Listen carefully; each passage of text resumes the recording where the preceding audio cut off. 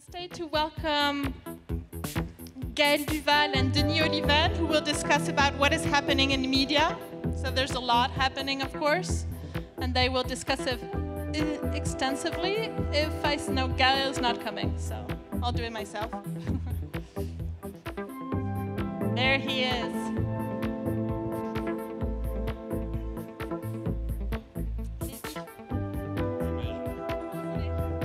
Hello, welcome. Bonjour Paris, comme on dit. Bonjour, je suis très heureux d'accueillir aujourd'hui Monsieur Oliven, qui est donc le président de Lagardère Active, et qui va un peu nous parler de la stratégie et de la révolution des médias et tout ce qui est en termes de changement assez important aujourd'hui. Donc déjà, on va un peu commencer sur la stratégie de Lagardère, justement, et faire un point sur une actualité qui a été assez remplie avec la vente d'actifs assez importants dans le domaine de la presse.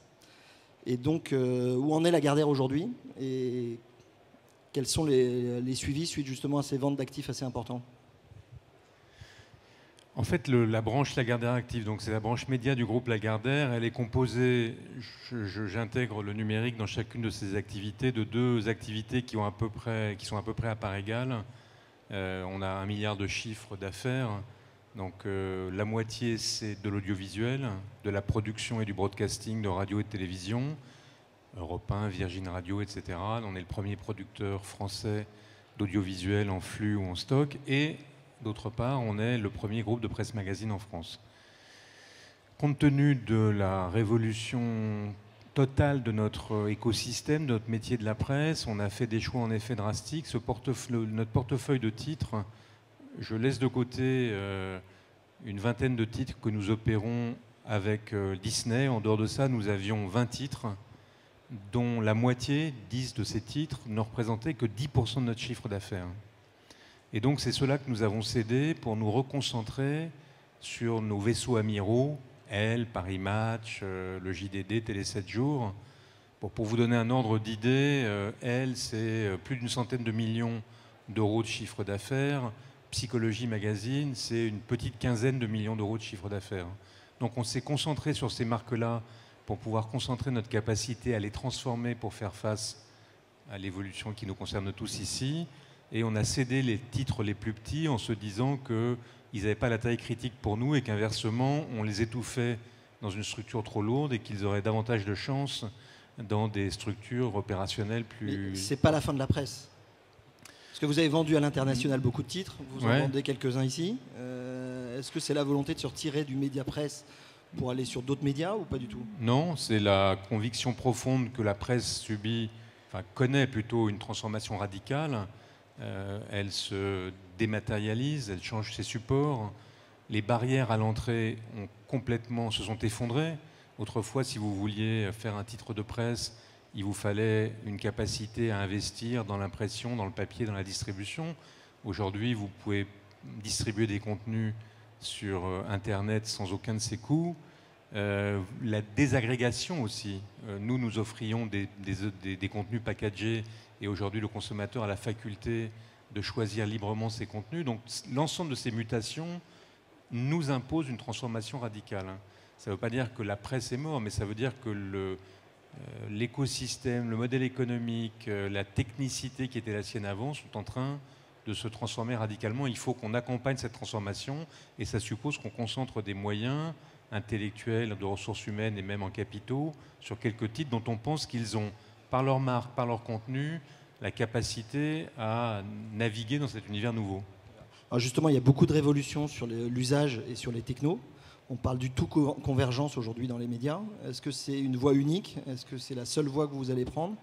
Ou est-ce qu'il y a d'autres moyens aujourd'hui de développer des titres de presse ou des titres de médias qu'une approche qui est basée sur la tout convergence des médias et de l'accès via toutes les plateformes et tous les supports? En tout cas, ce qui est évident pour nous, c'est qu'avant, notre métier, c'était de fabriquer de l'audience. Enfin, si je le prends du point de vue du business, de fabriquer, pas du point de vue du travail des journalistes, mais de fabriquer de l'audience et de la commercialiser à partir de contenus. Et aujourd'hui, ce qui a radicalement changé, c'est que, d'une part, on doit fabriquer cette audience, avec des contenus, mais on ne peut pas le faire sans la technologie. La technologie est maintenant au cœur de nos sujets. Je vais vous donner un exemple très précis dans quelques secondes. Donc ça, c'est une mutation, première mutation. Nous devons intégrer de la technologie au cœur de notre activité de production de contenu et de distribution. Et la deuxième mutation, c'est que nos ressources publicitaires se modifient, se réduisent, se modifient, mais qu'en même temps, nous pouvons avoir l'occasion de créer avec nos contenus de nouvelles ressources venues, par exemple, des services. Donc je vais être plus précis pour rendre concret ce que je veux dire. Quand vous regardez ce qu'était... si vous faites d'ailleurs une histoire darwinienne des médias, vous voyez que les premiers médias, c'était la presse. Et qu'est-ce qu'ils avaient comme système d'analyse de leur audience? Les ventes au numéro et de temps en temps des enquêtes qualitatives sur le degré de satisfaction de leurs clients. Juste après a été inventée la radio qui vérifie son audience de manière assez précise, une fois tous les 2 mois, disons, et qui sait quart d'heure par quart d'heure à peu près qui fait quoi. Et puis il y a la télévision qui est arrivée après, et elle, c'est tous les jours et chaque minute. Tout ça est a posteriori. Et la transformation radicale qui se produit pour nous aujourd'hui, c'est à travers notamment les mécanismes analytics, comme on dit, c'est la capacité de savoir en temps réel d'analyser et de traiter les comportements de consommation de nos contenus. Et ça change radicalement la donne.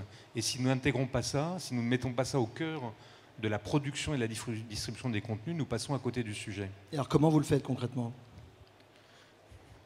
Eh bien, merci. La question est vaste. Vous savez que, en gros, les entreprises nouvelles qui se créent sur Internet rencontrent assez vite la difficulté qui est de gérer la croissance. Et les entreprises anciennes qui doivent faire cette conversion rencontrent la difficulté qui est de se transformer. Donc c'est un changement, pour nous, c'est un changement radical. Et c'est pourquoi d'ailleurs, dans tous les groupes de presse, c'est un changement qui se fait lentement.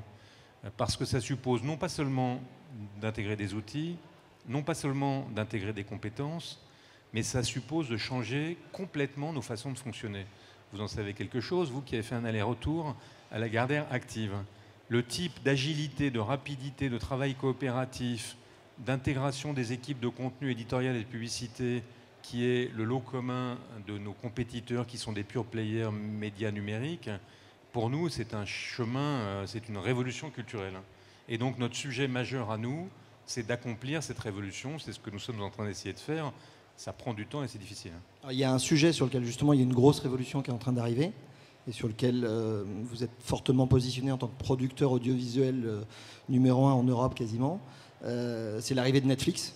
Netflix va énormément bousculer la donne sur la diffusion, le broadcast et même la fabrication de contenu. Vous êtes plutôt positionné en disant que vous accueillez de façon favorable l'arrivée de Netflix, ce qui est moins le cas de certains de vos concurrents. Pourquoi? Et qu'est-ce que vous attendez de Netflix? Et surtout, est-ce que c'est avec ou sans condition? Parce que notre ministre a pas mal déclaré que Netflix pourrait arriver en France que sous certaines conditions. Est-ce que vous avez le même avis que tout le monde? Moi, il est assez logique que je n'ai pas la même position que les gros broadcasters, parce qu'on est un petit acteur de la télévision. On a une chaîne remarquable, mais qui est une chaîne de niche, Gulli, qui est le leader sur la télévision pour les enfants. Mais en revanche, on est un très gros producteur de contenu, puisqu'une fois encore, on est le premier producteur français de flux, comme on dit, c'est-à-dire d'émissions de divertissement ou d'actualité, et de stock, c'est-à-dire d'émissions de fiction. Et donc, quand arrive un nouveau distributeur, nous, on ne peut qu'accueillir avec intérêt le fait que la demande va s'élargir. Donc, Netflix va accélérer encore le passage, disons, d'une télévision principalement linéaire à une télévision délinéarisée et de SVOD, comme on dit, de VOD par abonnement. Donc c'est un processus qu'on voit à l'œuvre dans les pays anglo-saxons qui a commencé chez nous et qui va s'accélérer avec Netflix. Donc, lutter contre ça, c'est absurde, parce que ça satisfait une attente des consommateurs. Et donc nous, on va essayer de dialoguer avec Netflix pour lui vendre des produits. Cela étant dit, je comprends très bien qu'on soit attentif à deux choses. C'est que l'arrivée de Netflix ne bouleverse pas radicalement les équilibres du marché et met en situation de difficulté des diffuseurs qui sont par ailleurs des gros consommateurs d'achat de programmes. Donc on a un système... Si on parlait de ça, il nous faudrait quelques heures, on a un système français d'exception culturelle qui a des avantages et des inconvénients, mais enfin, il fait tout de même qu'on a aujourd'hui une industrie de contenu qui est l'une des plus puissantes au monde et qui est sans rapport avec notre taille économique. Donc il faut qu'on arrive à laisser les offres nouvelles se déployer sans casser complètement... Okay, mais est-ce que vous mettez des conditions? Est-ce que vous avez envie qu'on impose des conditions à Netflix pour arriver sur le marché? Non, mais les conditions, c'est que il soit soumis aux mêmes contraintes que les autres distributeurs de contenu. Je ne parle pas des problèmes fiscaux, hein. Ça me dépasse largement, mais la plupart des distributeurs de contenu, des télévisions, des radios d'ailleurs, ont des contraintes qui sont liées à la réglementation, des contraintes de contribution au financement global de la production pour aller vite, ou des contraintes de distribution d'un certain nombre de formats européens ou français. Il faut que ces règles s'appliquent. Ce sont les règles de droit français, elles s'appliquent à tous les acteurs, elles doivent s'appliquer à celui-là. Mais de manière générale, je pense que, peut-être qu'on en parlera dans quelques secondes sur Google, je ne pense pas qu'on puisse élever des lignes Maginot. Je pense que ce serait une erreur de penser ça. Si ces activités se développent, c'est parce qu'elles répondent, elles satisfont les attentes des consommateurs. C'est eux qui les plébiscitent. Donc on peut essayer de faire en sorte que ce ne soit pas disharmonieux, mais je crois que l'idée de les empêcher de venir, c'est grotesque. Mais sans les empêcher de venir, est-ce que vous n'avez pas aussi une crainte de, sans condition, de créer un Google demain de l'audiovisuel? Et aujourd'hui, c'est quand même plus facile de négocier avec quelqu'un qui arrive et qui doit, entre guillemets, obtenir des autorisations pour arriver, que de le laisser arriver et de se retrouver dans quelques années à récupérer, c'était quoi, 6 millions pour la presse de la part de Google, ce qui est juste une petite plaisanterie vu la taille de Google, et de se retrouver avec un Netflix demain qui va peser autant parce que les consommateurs, justement, n'ont pas cette réflexion de position dominante et ultra-dominante qui casse les règles du marché? Non, je crois que la question de Google est d'une autre nature, mais je crois que les règles, je crois que le principe général, c'est que les règles doivent s'appliquer à tous.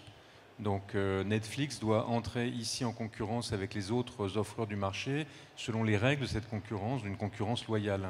C'est tout. C'est pas, je ne crois pas qu'il faille faire des cas particuliers, des règles particulières, des exceptions. Il faut simplement effectivement veiller à ce que la concurrence se fasse dans des conditions loyales. Et que donc il n'y ait pas d'un côté des acteurs qui sont soumis à des contraintes très fortes et de l'autre des passagers clandestins qui échappent à toutes ces règles et qui pompent de la valeur sur le marché français. C'est vrai un peu pour Netflix, il n'est pas encore là.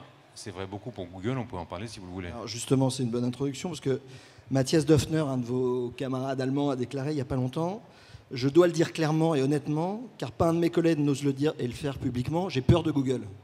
Donc quelle est justement votre position aujourd'hui? Est-ce que vous avez peur de Google? Et au-delà d'avoir peur de Google, c'est quoi les alternatives aujourd'hui qui se posent en tant qu'un des premiers producteurs de contenu dans le cadre de la stratégie ultra dominante de Google? Je me souviens que lorsque j'avais été, c'était il y a 3 ans, je crois, dans la Silicon Valley de Tel Aviv, j'avais rencontré un entrepreneur israélien qui avait commencé un premier business hyper puissant et qui s'était fait nettoyer par Google. Et je lui avais dit, mais vous avez réagi? Il a dit, bah, non, certainement pas. Alors je lui avais dit, mais pourquoi? Il me dit, j'ai encore 45 ans de vie active, ou 50 ans de vie active dans l'univers du numérique, j'ai pas l'intention de me taper Google. Et c'est vrai, Google, c'est pas simplement la plus grosse entreprise Internet, c'est la plus grosse entreprise du monde. Donc avant de réagir face à Google, on réfléchit 2 fois. Mais il demeure qu'on se trouve dans une situation qui est incroyable et qui aurait été empêchée dans l'univers offline, puisque avec 95% du search, Google se trouve dans une situation de position archi-dominante. Quand il n'en tire aucun bénéfice particulier en dehors de son business de base, 0 problème. Mais si lui-même se met à développer des services concurrents de ceux qui utilisent la search, là, il y a un problème. Non pas qu'il n'ait pas le droit de le faire, mais il doit le faire dans des conditions de concurrence. Je prends un exemple du monde offline parce qu'il me paraît parlant. Si quelqu'un avait 90% des grandes surfaces en France, Carrefour, dont j'ai vu le patron là tout à l'heure, s'il était propriétaire de 90% des grandes surfaces en France et qui décidait du jour au lendemain de mettre tous les produits de Danone, de je ne sais pas qui, loin ou de ne pas les avoir et d'aligner des biscuits Carrefour, des yaourts Carrefour, des jus d'orange Carrefour, il se ferait immédiatement sanctionner par le Conseil de la concurrence pour abus de position dominante. Donc moi, je trouve que j'ai rien à dire. Je suis stupéfait d'admiration devant le fantastique entreprise qu'a été Google, son ingéniosité, son développement. Vous trouvez qu'on est laxiste? Je trouve qu'on est naïf. Et une fois encore, il ne s'agit pas de demander du protectionnisme, la fin des libertés ou quoi que ce soit. C'est l'inverse. C'est juste de demander l'application des règles d'une concurrence libre et loyale. Je veux dire, Internet, ça a été l'invention d'un monde qui était notamment un accélérateur de liberté. Il serait complètement incroyable que par un étrange paradoxe, ça se retourne et que ce soit l'univers d'un seul. C'est pas fait pour ça. J'ajoute que, alors là c'est un autre sujet, mais du point de vue de la politique industrielle du continent européen, on a déjà loupé la première phase, c'est-à-dire les grands écosystèmes, Apple, Facebook, Google, Amazon sont tous nord-américains. En Europe, on est passé à côté de ça, mais maintenant il y a un tissu conjonctif d'entreprises du numérique. Si elles, à leur tour, sont nettoyées par l'effet d'un abus de position dominante, on va passer à côté de l'avenir de ce continent. Et une fois encore, je le redis, j'ai rien contre Google. Non pas parce que j'ai peur, mais parce que, évidemment, Google doit avoir le fruit des efforts qu'il a consentis et de son succès. Et je ne demande pas des règles particulières, je dis simplement qu'il n'a pas le droit d'abuser de sa position dominante. Il doit respecter des règles de concurrence loyale s'agissant des services qu'il développe concurremment à d'autres. Je ne sais pas, moi, le guide shopping, pour prendre un exemple que je connais bien. Par hasard. Mais justement, parce que beaucoup disent there is no alternative. C'est quoi les alternatives au-delà du législatif et se retourner? Parce qu'après, il y a un moment où c'est l'individu qui utilise et qui décide d'utiliser Google et la liberté individuelle qui fait que tout le monde utilise Google. Donc, qu'est-ce qu'on fait pour que aujourd'hui... Mais loin de moi l'idée d'empêcher les individus d'aller sur Google et d'empêcher Google de faire son métier. Le seul point sur lequel nous protestons, parce que quand je dis nous, on a créé un truc qui s'appelle l'OIP, qui est avec Springer et avec 400 entreprises numériques européennes, pour demander un Internet ouvert et peser sur la Commission européenne, qui est actuellement en train de discuter avec Google, pour qu'elle lui impose des règles, comme elle l'a fait il y a quelques années, rappelez-vous, avec Microsoft, sur les systèmes d'exploitation, et la question d'ailleurs a été réglée. Donc loin de moi l'idée d'empêcher qui que ce soit d'aller sur Google ou de Google de faire son métier. Ce qui est injuste, c'est que si, pour prendre l'exemple du shopping, c'est que lorsque vous êtes sur la homepage de Google et que vous tapez, vous trouvez uniquement les offres de Google Shopping et pas celles de Idealo, pour prendre un comparateur qui n'est pas le mien. Mais justement, la Commission européenne a mis en place un peu des règles. Vous trouvez qu'elle a été assez loin? Il faut aller plus loin. Les règles étant, en synthèse, que Google donne une partie de l'espace qu'elle prend pour ses propres services et qu'elle les réattribue à d'autres comparateurs. Je suis un peu concerné sur jechange.fr, donc je sais de quoi on parle, mais est-ce que ça suffit ou ça suffit pas? Les premières concessions qu'a obtenues M. Almunia, le commissaire européen, et dont il se satisfait, nous paraissent extraordinairement faiblardes. Parce que qu'est-ce qu'il a obtenu? Il a obtenu que Google fasse un peu de place visuellement à des concurrents, moyennant le fait qu'ils soient payés pour le faire. C'est-à-dire grattage et tirage. D'abord, il a son offre qui est supérieurement mieux proposée aux consommateurs, et ensuite les malheureux qui ont le droit d'être non pas en tête de gondole, mais au fond, près des toilettes, doivent en plus payer pour y être. Donc non. Ces règles ne nous paraissent pas du tout celles d'une concurrence équitable. Et si d'ailleurs il y a une procédure devant la Commission européenne qui est un test de marché, on demande aux différents acteurs qui sont confrontés à une concurrence, on leur demande quel est leur point de vue. Est-ce qu'ils pensent que ça a progressé ou pas? Et donc nous, tout ce qu'on a demandé, c'est au commissaire européen de faire un test de marché. Parce qu'il s'apercevrait que tous les acteurs, quels que soient les secteurs dans lesquels ils sont, auraient la même position et ça l'obligerait à réfléchir à nouveau. Donc ce qu'on souhaite, c'est que la Commission européenne ait le même courage que celle qu'elle a eue il y a quelques années vis-à-vis de Microsoft. Et donc c'est qu'elle aille plus loin en faisant quoi? En attribuant Ouais, non, mais en poussant Google à faire des concessions supérieures sur la présence visuelle de ses concurrents, l'égalité de traitement avec ses concurrents et le fait que ce ne soit pas payant, que ce soit gratuit. Ce qui nous paraît la moindre des choses. Eux-mêmes ne payent pas. Donc voilà, et une fois encore, quand on voit l'efficacité avec laquelle la Commission européenne obtient le respect des règles de concurrence au sein du continent européen, entre des acteurs européens offline, on se dit que ne met-elle la même énergie lorsqu'il s'agit de concurrents américains sur le online, qui sont nos métiers de demain. Sur justement les métiers de demain, aujourd'hui vous avez fait un mouvement là, il y a quelques années en rachetant Le Guide, qui est assez loin à la base des métiers d'éditeurs. C'est quoi les alternatives aujourd'hui en termes de développement et les visions que vous allez avoir sur les nouveaux métiers? L'analyse qu'on a faite tout à l'heure, qui, une fois encore, c'est pas comme ça que des journalistes conçoivent leur métier. Et heureusement, le métier des journalistes chez nous, c'est de fabriquer les meilleurs contenus du monde. Mais nous, du point de vue business, on a défini notre métier comme fabriquer et monétiser des audiences à partir de contenus, de technologies et de services.